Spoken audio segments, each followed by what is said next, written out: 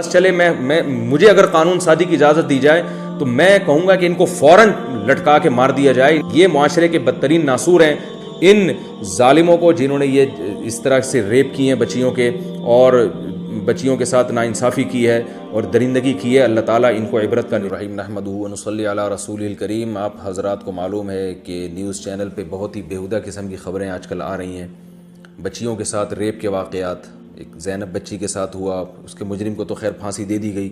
تو یہ مسلسل کئی بہت عرصے سے اب عن قریب ایک اور بچی کے ساتھ ریپ کا واقعہ ہوا ہے. تو یہ جو ایسے واقعات ہمارے ہاں ہو رہے ہیں, لوگ پریشان ہیں ان کی روک تھام کیسے ہو, مجرموں کو عبرت ناک سزا ملے. تو یاد رکھیں کہ مجرموں کو عبرت ناک سزا ملنا تو وہ تو ظاہر ہے, اس میں تو دو رائے نہیں ہو سکتی, لیکن یہ خوب اچھی طرح ذہن میں رکھیں اس سے اس جرم کی روک تھام نہیں ہو سکتی. اس لیے کہ جب آپ کسی جرم کی وجہ اور اس کی جس وجہ سے وہ معاشرے میں وہ انارکی پھیل رہی ہے, اس وجہ کو جب تک آپ ختم نہیں کرتے تو آپ کی مثال اس ڈاکٹر کی طرح ہے کہ کسی کے سر میں بار بار درد ہو رہا ہے اور وہ پیناڈول دے دے کے بس اس کو ختم کر رہا ہے. وہ یہ نہیں دیکھ رہا کہ اس کے سر میں درد ہو کیوں رہا ہے. تو جو اصلی طبیب ہے وہ ہمیشہ بیماری کی جڑ تک پہنچنے کی کوشش کرتا ہے. تو یہ واقعات باہر کے ملکوں میں تو بہت زیادہ ہوتے ہیں اور ہوتے رہے ہیں. ان کی کیلکولیشن اگر ہم آپ کو بتائیں تو آپ حیران ہو جائیں گے کہ ان کے ہاں تو ریپ کے واقعات صبح و شام ہوتے ہیں. اسلامی کنٹریز میں یہ واقعات نہ ہونے کے برابر تھے, لیکن یہاں بھی تیزی سے بڑھ رہے ہیں. اس کی بہت بڑی وجہ کیا ہے کہ میڈیا نے فحاشی کو بہت زیادہ عام کر دیا ہے. کو ایجوکیشن سسٹم دیکھیے, ایک آدمی کی جب بھوک کو آپ پورا نہیں کریں گے اور اس کے وہ بھوکا ہے اور اس کی بھوک کو بڑھانے والی ساری چیزیں موجود ہیں اور اس کے سامنے آپ بار بار مرغن غذائیں لے کر آئیں گے, تو اس کا مطلب ہے کہ آپ اس کو راستہ دے رہے ہیں برائی کا کہ وہ چوری کر کے یہ چیزیں کھانے کی کوشش کرے. دیکھیں گھر میں کیا ہوتا ہے کہ بچے کو جس چیز سے پرہیز ہوتا ہے تو دسترخوان پہ وہ چیز رکھی نہیں جاتی. بعض بچوں کو ڈاکٹر بتاتے ہیں چاول سے پرہیز ہے, ان کو کھانسی ہے, ان کے ساتھ یہ مسئلہ ہے, ان کو چاول نہ کھلائیں. تو والدین بچوں کی خاطر قربانی دیتے ہیں, اس دن کھانے میں چاول بناتے ہی نہیں ہیں. یہ نہیں کرتے کہ آپ بچے کے سامنے چاول مزے مزے سے لے کے کھا رہے ہیں اور بچے کو منع کر رہے ہیں کہ بیٹا تم نہیں کھاؤ, تمہیں پرہیز ہے. تو بچہ کہے گا نا کہ جب پرہیز تھا تو آپ نے بنایا کیوں, میرے سامنے رکھا کیوں. یہ سمپل سی مثال ہے کہ اللہ نے مرد اور عورت کی طرف ایک دوسرے کی رغبت رکھی ہے, مرد کی عورت کی طرف, عورت کی مرد کی طرف. تو اس کا ایک طریقہ بیان کیا ہے کہ سیکس کو بڑھانے والی اور جو بھی شہوت کو بھڑکانے والی چیزیں, ان تمام چیزوں کو اللہ نے ختم کر دیا. فحش مواد, فحش فلمیں, عورت کو پردے کا حکم دیا, فحش فلموں پہ پابندی لگائی, فحش مواد پہ پابندی لگائی. کو ایجوکیشن سسٹم کا اسلام میں کوئی تصور نہیں ہے. مرد مرد میں رہے گا, لڑکیاں لڑکیوں میں رہیں گی. پھر جب وہ ایک عمر تک پہنچیں گے, ان کے اندر یہ جذبات پیدا ہوں گے, تو اللہ نے والدین کو حکم دیا کہ بالغ ہوتے ان کے نکاح کا انتظام کر دیا جائے.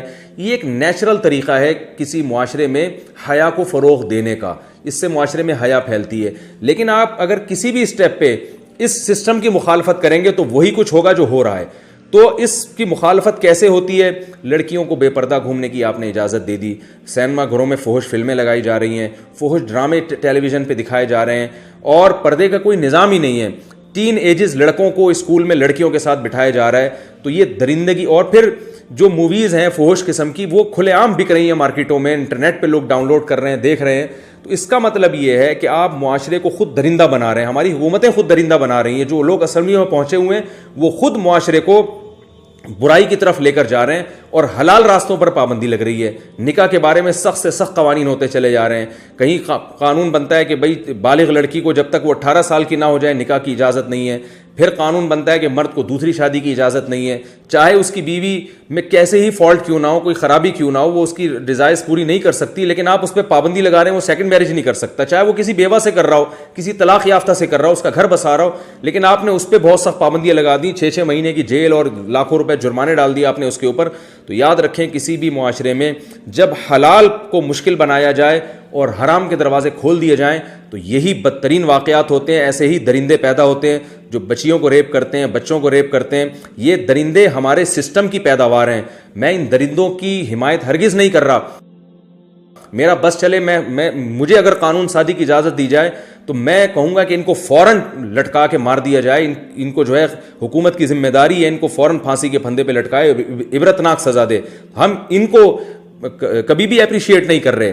یہ معاشرے کے بدترین ناصور ہیں، لیکن خدا کی قسم اس سے بڑے مجرم وہ حکمران ہیں جو معاشرے میں بے حیائی کو فروغ دے رہے ہیں، جو اسکولوں میں کو ایجوکیشن سسٹم کو فروغ دے رہے ہیں اور جو عورت کو پردے کا پابند نہیں بنا رہے۔ یونیورسٹیوں میں، کالجز میں، سرکاری دفتروں میں لڑکوں کے ساتھ جوان لڑکیوں کو بٹھا رہے ہیں اور اس پر کوئی روک ٹوک نہیں ہے۔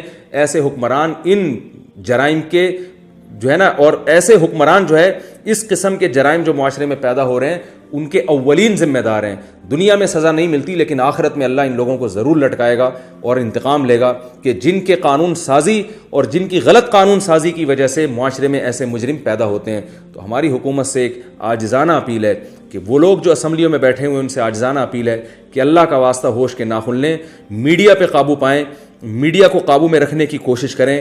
اسلام کے نام پہ یہ ملک بنا تھا، اسلامی خطوط پر اس کو چلانے کی کوشش کریں۔ پردے کی حجاب عورت پر لازم ہو، جوان عورت پر لازم ہو کہ وہ حجاب کے بغیر گھر سے باہر نہیں نکل سکتی۔ اسکولوں میں کو ایجوکیشن سسٹم کو ختم کیا جائے اور میڈیکل کالجز میں کو ایجوکیشن سسٹم کو ختم کیا جائے۔ جوان لڑکیاں نائٹ ڈیوٹی کر کے آتی ہیں، جب ہاؤس جاب کرتی ہیں پوری رات غیر مردوں کے ساتھ وہ گزارتی ہیں۔ تو آپ بتائیے کہ یہ کیا معاشرہ کس طرف جا رہا ہے؟ اس میں وہی واقعات ہوں گے جو دوسرے ملکوں میں ہوتے ہیں اور ہمارا ملک بھی اس کی لپیٹ میں پھر آئے گا۔ تو ان تمام بے حیائی کے کاموں پر پابندی لگانے، یعنی ہمارا ایک عاجزانہ مطالبہ حکومت سے کہ ان تمام بے حیائی کے راستوں کو بند کرے، نکاح کو پروموٹ کرے زیادہ سے زیادہ۔ جب خلافت عثمانیہ تھی تو نکاح کرنے والے کو گورنمنٹ کی طرف سے پیسے دیے جاتے تھے، ان کے ساتھ تعاون کیا جاتا تھا اور حکومت سپورٹ کرتی تھی جب تک اسلامی حکومتیں دنیا میں تھیں۔ آج نکاح کرنے والے پر تو بڑی سخت پابندیاں ہیں اور اس کے لیے نکاح کو ایک عذاب بنا دیا گیا، لڑکی کے لیے بھی عذاب بنا دیا اور لڑکوں کے لیے بھی عذاب بنا دیا، اور زنا پر کوئی روک ٹھوک نہیں ہے اور زنا کو معاشرے میں پھیلایا جا رہا ہے۔ تو حکومت سے، اسمبلیوں میں بیٹھے ہوئے لوگوں سے ہماری ایک عاجزانہ درخواست ہے کہ ہوش کے ناخن لیں، کو ایجوکیشن سسٹم کو آپ ملک سے ختم کریں، خواتین کے بے حجاب گھومنے پر پابندی لگائی جائے اور میڈیا کو کنٹرول میں لیا جائے۔ جس طرح سے ہماری جو اینکرز ہیں ٹیلی ویژن پہ بیٹھ کے بے حیائی کو فروغ دے رہی ہیں، سب نہیں لیکن زیادہ تر تو یہی ہو رہا ہے، ڈراموں پہ ایسے پابندی لگائی جائے جو نوجوانوں کی شہوت کو برانگیختہ کرتے ہیں، ایسی لٹریچر پہ پابندی لگائی جائے تاکہ اس ملک کے جن لوگوں نے اس ملک کے لیے قربانیاں دی ہیں ان کے خون کے ساتھ بھی غداری نہ ہو، بانی پاکستان کے جذبے کے ساتھ بھی غداری نہ ہو اور اللہ کے ساتھ بھی ناانصافی نہ ہو، اللہ کے احکام کی بھی دھجیاں نہ اڑائی جائیں، اور اس ملک جو ہمیں اسلام کے نام پہ ہمیں ملا تھا اس کی شکر گزاری بھی ہو۔ اللہ تعالیٰ سے دعا ہے کہ اس بے حیائی کو کے طوفان کو ہمارے ملک سے ختم کرے، اور قرآن میں جیسے اللہ نے فرمایا ان الذین یحبون ان تشیع الفاحشۃ فی الذین آمنوا لہم عذاب علیم فی الدنیا والآخرہ، جو لوگ بھی معاشرے میں بے حیائی کو فروغ دیتے ہیں کسی بھی طریقے سے، سب اس میں داخل ہیں، ڈراموں کے ذریعے، فلموں کے ذریعے، قانون سازی کے ذریعے، کو ایجوکیشن سسٹم کو معاشرے میں پھیلا کے کسی بھی طرح سے، اللہ فرماتے ہیں جو بے حیائی کو پھیلانے کا ذریعہ بنے گا اس کے لیے دردناک عذاب ہے دنیا میں بھی اور آخرت میں بھی۔ دنیا میں عذاب حکومت دیتی ہے، لیکن افسوس ہے کہ حکومت ہی خود جب بے حیائی کو پروموٹ کر رہی ہو تو اسے سزا کون دے گا، لیکن آخرت میں جو عذاب ہوگا وہ اللہ کی طرف سے ہوگا، اس سے کوئی نہیں بچا سکتا۔ اللہ سے دعا ہے ہماری ان قوم کی بچیوں کی اللہ عصمتوں کی حفاظت فرمائے، انہیں ان شہوانی درندوں کے شر سے اللہ تعالیٰ محفوظ فرمائے، ان ظالموں کو جنہوں نے یہ اس طرح سے ریپ کی ہیں بچیوں کے اور بچیوں کے ساتھ ناانصافی کی ہے اور درندگی کی ہے، اللہ تعالیٰ ان کو عبرت کا نشان بنائے، ان کو جو ایسی سزا کا یعنی ہماری حکمرانوں کو ان کو ایسی سزا دینے کی توفیق عطا فرمائے جو آنے والے لوگوں کے لیے عبرت کی ایک علامت اور عبرت کا ایک نشان بن جائے، اور ہمارے حکمرانوں کو بھی اللہ ہدایت دے کہ وہ ایسی قانون سازی کریں ملک میں کہ حیا کو فروغ ہو۔ ویلنٹائن ڈے کے نام سے بے حیائی، یہ تمام چیزوں پہ پابندی لگنی چاہیے، حیا کو ملک میں فروغ دیں تاکہ اس قسم کے واقعات دوبارہ رونما نہ ہوں۔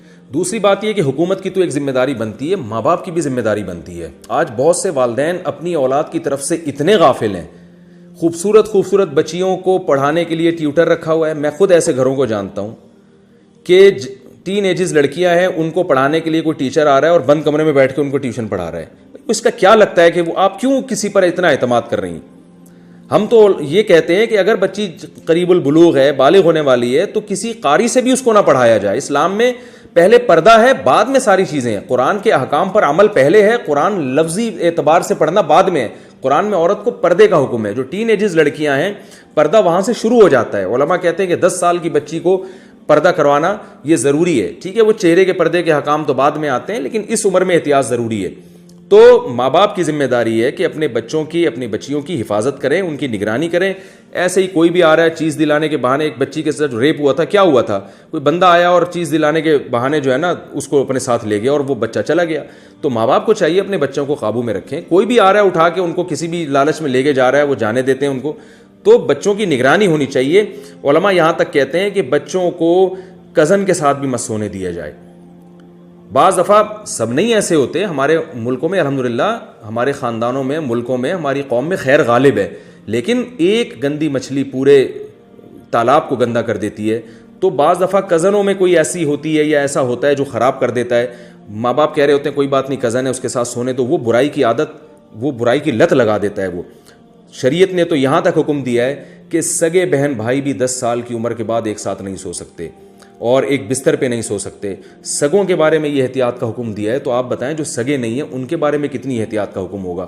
بدگمانی کی اجازت نہیں ہے کہ آپ کسی سے خام خامے بدگمان ہیں کہ اس کی نیت, اس کی نظریں غلط ہیں, یہ اجازت نہیں ہے. احتیاط کا حکم ہے. معاملات میں ایک دوسرے سے ایسے ہی معاملہ کیا جائے گا جیسے آپ اس سے بدگمان ہیں. حضرت شیخ الحدیث مولانا زکریا رحمہ اللہ تعالیٰ کا مشہور واقعہ ہے, فرماتے ہیں جب میں بچہ تھا, میں مسجد میں جب نماز پڑھتا نا کسی کے ساتھ کھڑے ہو کر, اگر اگلی نماز میں بھی اسی کے ساتھ کھڑا ہوتا تو میرے والد مجھ سے پوچھتے تھے کہ یہ تمہارا کیا لگتا ہے کہ ظہر میں بھی اسی کے ساتھ تھے, عصر میں بھی اسی کے ساتھ تھے. اتنی نگرانی ہوتی تھی تاکہ کسی بڑی عمر کے آدمی سے دوستی نہ ہونے پائے. تو والدین کو اپنے, حالانکہ وہ زمانہ بڑا خیر کا زمانہ تھا, اب تو بہت زیادہ بےہودگی پھیل گئی ہے, تو والدین کی ذمہ داری بنتی ہے کہ آپ کا اگر کوئی لڑکا ہے, ٹین ایجز بچہ ہے یا بچی ہے یا اس سے بھی کم عمر ہے, تو اگر کوئی بڑا لڑکا اس سے فری ہونے کی کوشش کر رہا ہے تو آپ اس کی نگرانی کریں, اس کو منع کریں کہ بیٹا اپنے جیسے بچوں میں کھیلا کرو, اپنے سے بڑوں سے فری ہونے کی کوشش نہ کیا کرو, کہ تم سے فری ہو رہا ہے تو ہمیں گھر میں آ کے اطلاع دیا کرو. اس طرح سے حکومت کنٹرول نہ کرے, کم از کم والدین اپنی اولاد پہ کنٹرول کریں.